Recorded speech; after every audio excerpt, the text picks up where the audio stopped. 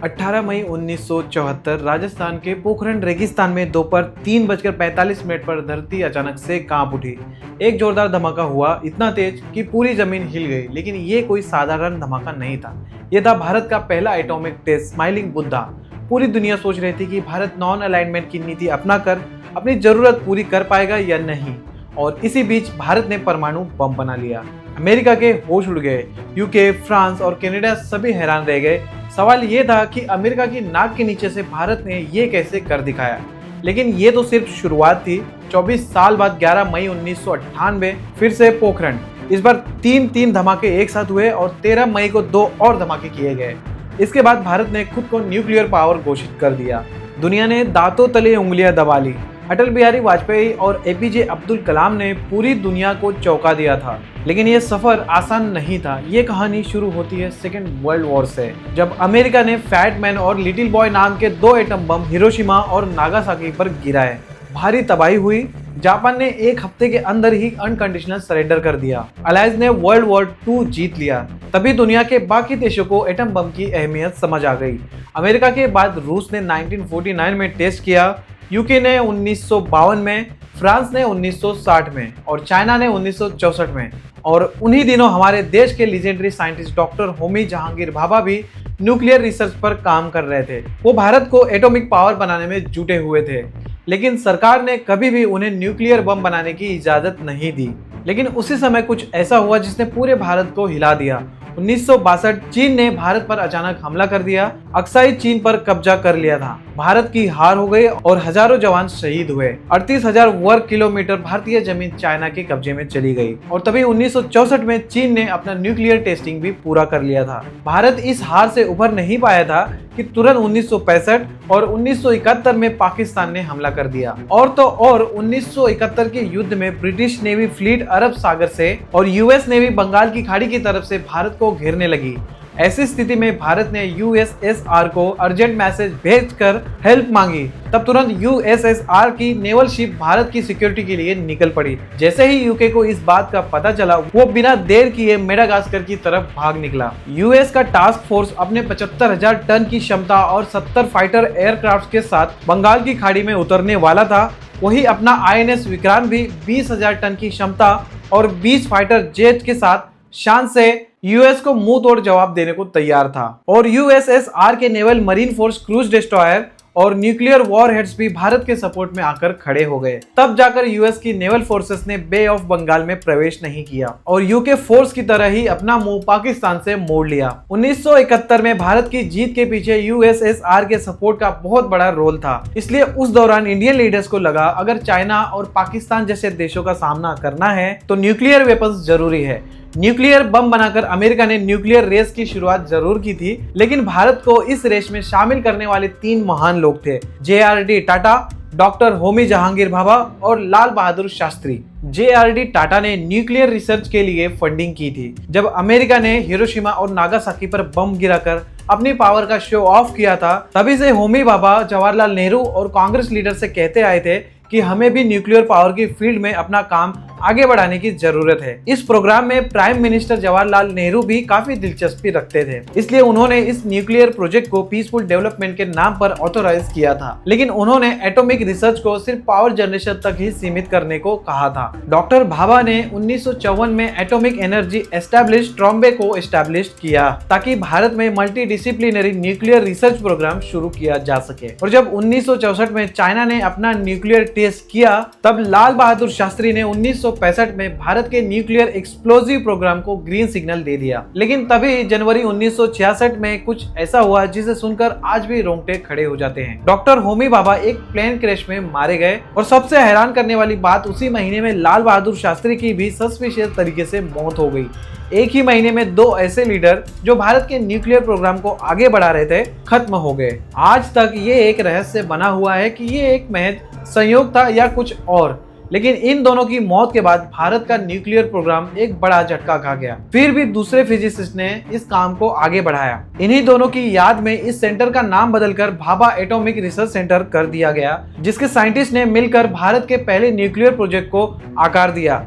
परेशानी ये थी कि आजादी के बाद भी भारत एक बुरे दौर से गुजर रहा था। तब ना तो हमारे पास एडवांस टेक्नोलॉजी थी और ना ही इस फील्ड में प्रोग्रेस करने के लिए स्पेसिफिक बजट। हालात इतने बुरे थे कि यूएस और यूएसएसआर जैसे विकसित देशों की ह्यूमैनिटेरियन एड पर देश चल रहा था। लेकिन इसी बीच यूएसएसआर, यूके और फ्रांस वो देश बन गए जो न्यूक्लियर बम बनाने में सफल हुए। फिर देर न करते हुए चाइना ने भी अपना पहला न्यूक्लियर टेस्ट कंडक्ट किया। अब दुनिया में 5 ऐसे देश थे जो घातक न्यूक्लियर टेक्नोलॉजी से किसी भी देश को तबाह कर सकते थे। दुश्मन देश चाइना के इस लिस्ट में शामिल होते ही भारत पर भी प्रेशर बन गया था कि वो अपने डिफेंस टेक्नोलॉजी को दुरुस्त करें। सिक्योरिटी के इसी खतरे की वजह से अब भारत ने भी अपना ध्यान न्यूक्लियर वेपन्स की तरफ मोड़ लिया। 1967 आते आते रूलिंग पार्टी से लेकर सारे लीडिंग इंडियन साइंटिस्ट लॉबी का भी यही मानना था कि इंडिया को एटॉमिक वेपन्स में सेल्फ रिलायंट होना बहुत जरूरी है। वहीं पर दूसरी तरफ रूस, यूएस, यूके, फ्रांस और चाइना ने नॉन प्रोलिफरेशन ट्रीटी बनाई, जिसमें कहा गया कि एनपीटी के मेंबर्स न्यूक्लियर वेपन टेक्नोलॉजी को बढ़ाने से रोकेंगे।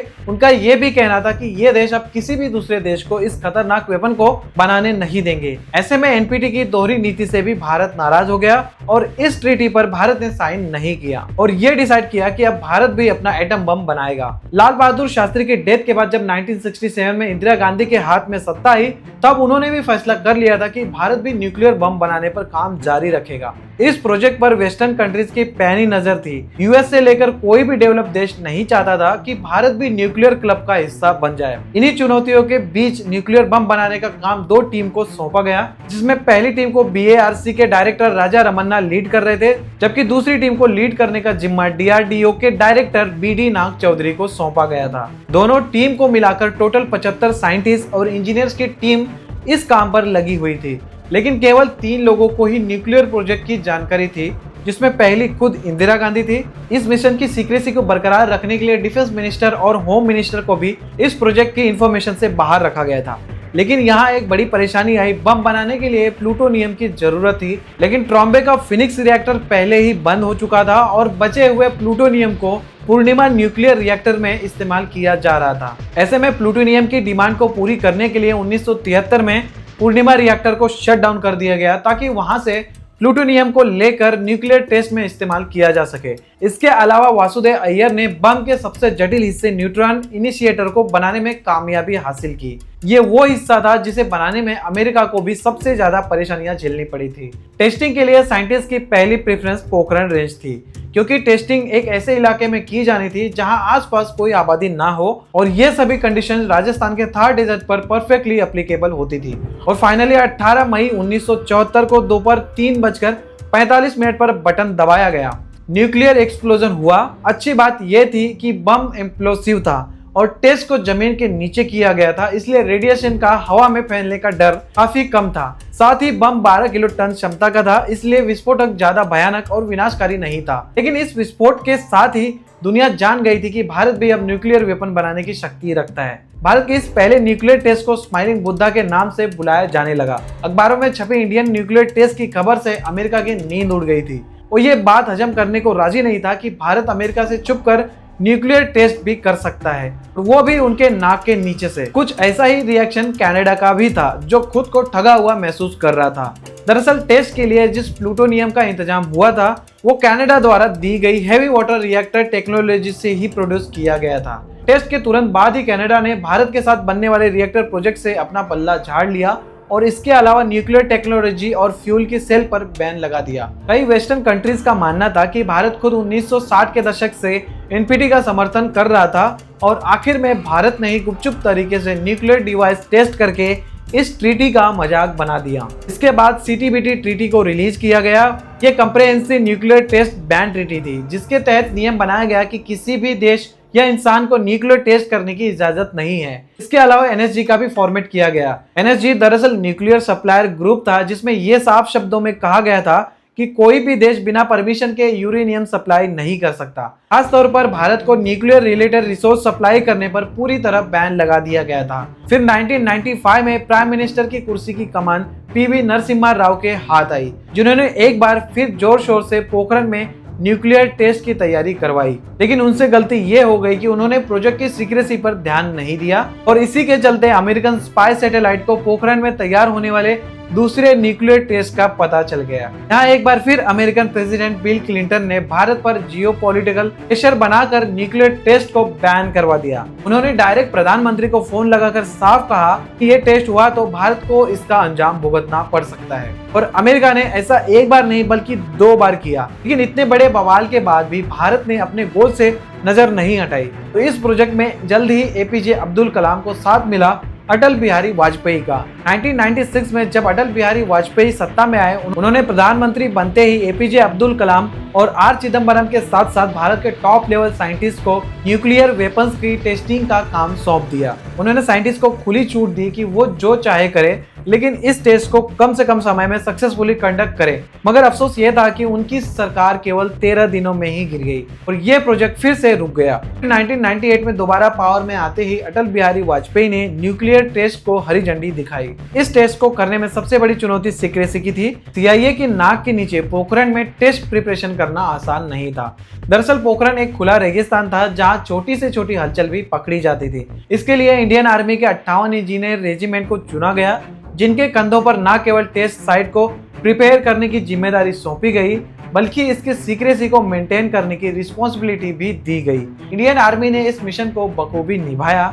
सैटेलाइट और सीआईए की पैनी नजरों से टेस्ट को बचाने के लिए आर्मी ने सैंड ड्यून्स का सहारा लिया। टेस्ट साइट पर जो भी साइंटिस्ट और इंजीनियर्स काम करते थे, वो एक दूसरे से कोड वर्ड्स में बात करते थे। साथ ही असली नाम के बजाय फेक नामों का इस्तेमाल करते थे। जैसे कि डॉक्टर एपीजे अब्दुल कलाम को मेजर जनरल पृथ्वीराज के नाम से जाना जाता, वहीं आर चिदम्बरम को मेजर जनरल नटराज कहकर बुलाया जाता था।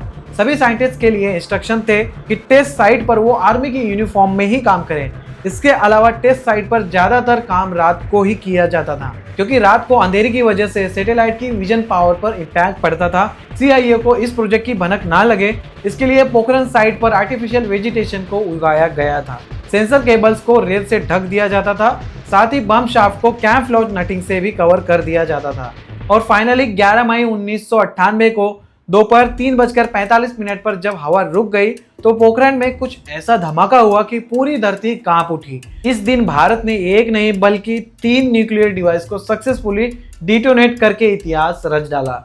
भारत इकलौता ऐसा देश बना जिसने अपनी ही टेक्नोलॉजी के बलबूते पर न्यूक्लियर टेस्ट किया और अमेरिका के होश उड़ा दिए। 11 मई के बाद भारत ने 13 मई को भी 2 एक्सपेरिमेंट करके इंटरनेशनल लेवल पर अपना एक अलग नाम बना लिया था। भारत की इस बड़ी अचीवमेंट को ऑपरेशन शक्ति का नाम दिया गया। देश में जहां इस न्यूक्लियर टेस्ट के चलते जश्न का माहौल था, वहीं सभी वेस्टर्न नेशंस में मातम छाया हुआ था। अमेरिका के प्रेसिडेंट अपनी कॉन्फ्रेंस में भी भारत के टेस्ट को एशिया के लिए खतरा बताने से पीछे नहीं रहे थे। लेकिन इन सभी बयानबाजियों के बीच अटल बिहारी वाजपेयी ने भारत के पक्ष को बड़ी सूझबूझ से डिफेंड किया था। एपीजे अब्दुल कलाम भी प्रेस कॉन्फ्रेंस में ये बयान देते नजर आए थे कि भारत ने ये वेपन अपने देश की सुरक्षा के लिए बनाया है।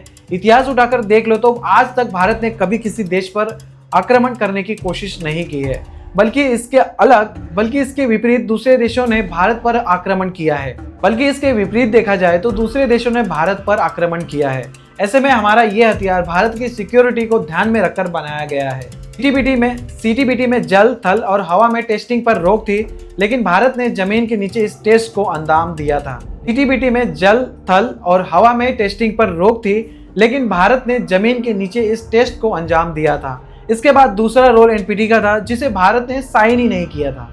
अमेरिका ने भारत पर एनएसजी के तहत न्यूक्लियर रिसोर्सेज को दूसरे देश से सप्लाई करने का आरोप भी लगाया था, लेकिन इस टेस्ट में इस्तेमाल होने वाले सारे रिसोर्सेज भारत के ही थे।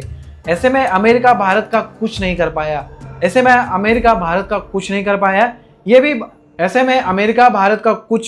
पाया। ये थी भारत के न्यूक्लियर पावर बनने की कहानी, जहां जेआरडी टाटा, होमी भाभा, लाल बहादुर शास्त्री से लेकर अटल बिहारी वाजपेयी, एपीजे अब्दुल कलाम और हमारे साइंटिस्ट ने अपनी जान की परवाह नहीं की, ताकि हमारी पीढ़ी उनकी पीढ़ी से ज्यादा सुरक्षित रहे। वीडियो पसंद आया हो तो एक लाइक के साथ चैनल को सब्सक्राइब भी करें। धन्यवाद।